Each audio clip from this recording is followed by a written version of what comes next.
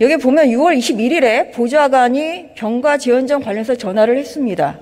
그리고 6월 25일에 당직사병과 아드님이 통화를 했고요. 그때서야 휴가 명령 사후 승인이 내려졌습니다. 그리고 23일 금요일 저녁 9시까지 아드님 복귀하지 않았고요. 24일에도 없었습니다. 그럼 바로 이것이 탈영입니다. 저희가 의혹 제기하는 것이 바로 이것입니다. 개인 휴가 신청을 언제, 누가, 누구에게 해서 언제 승인받느냐. 이것이 바로 이 사건에서 가장 핵심적인 부분입니다. 그렇기 때문에 지금 이 부분에 대해서 정확한 해명이 되지 않으면 그것이 바로 탈영이고 엄마 찬스라는 것입니다.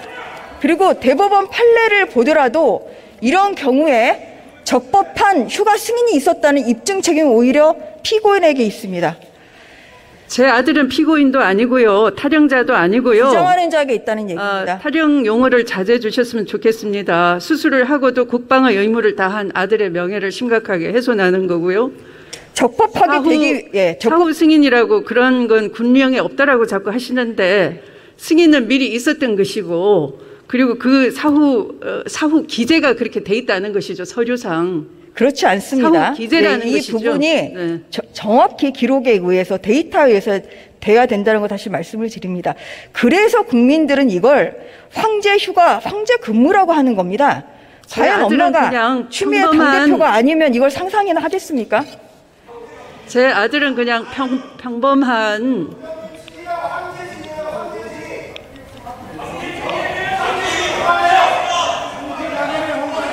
탈영 황제 그렇게 굳이 얘기하셔야 되겠습니까? 너무 야비하지 않습니까? 네. 여기는 변명의 자리가 아니라 진실의 자리입니다. 장관님, 6월 25일 당직 사병은 아드님이 군대에 복귀해야 되는데 그때까지 군대 복귀하지 않아서 전화 통화했다고 합니다.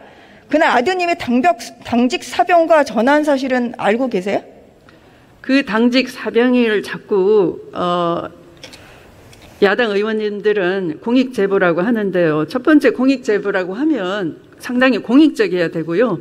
또 상당히 그 의심이 합리적이어야 됩니다. 그런데 지금 드러난 사실은 그 당직 사병이 그것을 알 수 있는 위치에 있지도 않고 상당히 오인됐거나 과장됐거나 하는 걸 제가 여쭤본 수사 중이고요. 거는 수사 중이고 저도 뭐라고 단정하지는 않겠습니다만 그러나 그 의심이 상당히 합리적이지 않다. 그 부분에 있어서 흔들리고 있다를 언론 보도를 통해서 볼 수가 있지 않습니까? 우선 그 육군본부에서 압력받아서 온 것 같다라고 했는데 육군본부에서 거기까지 오려면 상당한 시간이 걸리고 그리고 외부인이 올 수 없는 상황이다. 아이디 카드를 받아서 구체적으로 안내를 받아야 되니까 아마도 그 지원단에 있었던 장교를 못 알아본 것 같다 해서 상당히 그 진술에 의심이 주어지고 있는 상황이니까 의원님께서도 좀 막 공격적으로 그러시지 말고 한번 차분하게 판사도 하셨으니까 한번 따져봐 주시면 좋겠어요. 그래서 제가 여쭤보는 겁니다. 6월 25일에 당직 사병과 아드님이 통화한 사실이 있냐고 물어봤습니다. 그거 잘 모릅니다. 저는 제가 아들 휴가도 신경 써주지 않는 엄마가 제 아들 군대 당직 사병과 통화했는지 여부를 제가 어떻게 알겠습니까? 이거는 군 통화 기록에 남아 있다고 하니까 검찰에서 확인되고 있으면 뭐 그렇게 수사를 그렇게 잘 하겠죠. 최근 민주당 의원님이 당직 사병의 실명을 공개를 하고 범죄자로 규정한 것에 대해서 비판의 소리가 큽니다. 어떻게 생각하십니까? 아마도 그 특정 신문과 신문 방송에 이미 인터뷰도 했고요. 또 그 공익 제보자라고 하면서 실명을 공개했기 때문에 그 증언의 신빙성을 탄핵하기 위해서 특정을 해야 되니까 불가피하게 이름을 제시하지 않았나 생각이 되는데요.